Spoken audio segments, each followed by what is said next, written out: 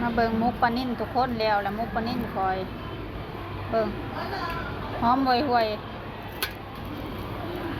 ใส่เครื่องครบมันก็หอมแล้วเนี่ยโอ้จนเปื่อยบ่แล้วเปื่อ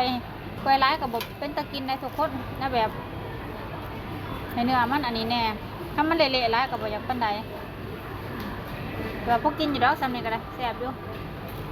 ขุ่นหอมห่วยๆนี่ตอนตัวนี้ใหญ่ใส่ทุกคนหอมค่ะโอ้ยตอนนี้จำเบะนะทุกคนหอมปะทุกคน